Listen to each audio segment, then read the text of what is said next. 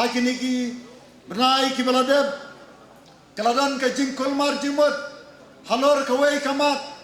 kabalatib yaka kom ka Foreign Contribution Regulation Act lani ka FCRA bon ki balang bon ki senyam baper ki kuslai na kabanta kani ki ong ba ka sarkar India ka khanglat ka persang ban khanglat ya ka jingwan ka fan na sha kiri nongwei ban kersan ne ki mission baper jong ki senyam baper ki balang kristan ki dan ya ki project lane ki mission baper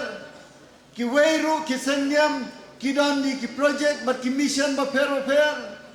na kabenta ban kentiu ya karoi papa kapar la kalong ki hospital la kalong ki school ki yingle isnai lane ki counseling center ki bakum kita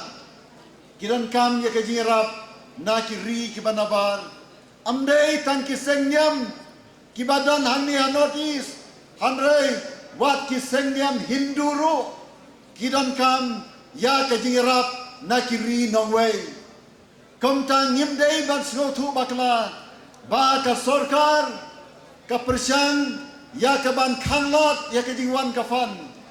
hanrei ngidei ban snotu na ka kerteng jong kene ka aki Foreign Contribution Regulation Act regulation kamut kajing penbet penrenti ya ki kendang ki bedei bat kene ka kam ngalapan pau ya kijing sokia kemat Chief Minister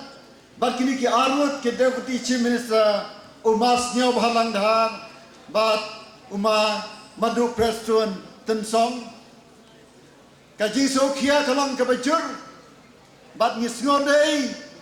ban le ya kene ke kam da ka baya kiran tenge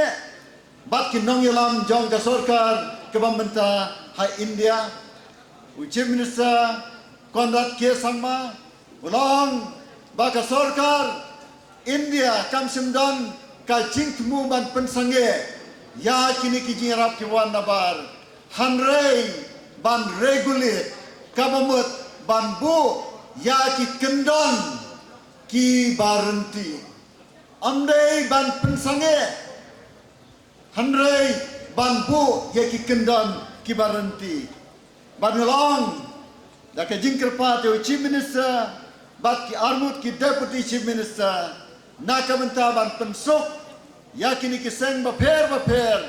ki badan kam ya ka jingrap na ki ri ki banabar dan kam ban kerpat ya ka sarkar India ban bu ya ka branch lane ya ka sel la kumno ka we ya ka jala Meghalaya nang ba kini kibadan kam ban renew ya ka registration FCRA registration kinsok bat kanamdan ka jingthot ka sarkar kanam dan kam ya ka ban pensange lane ya ka ban pensuki hakajing pelat ban wan ka nikafan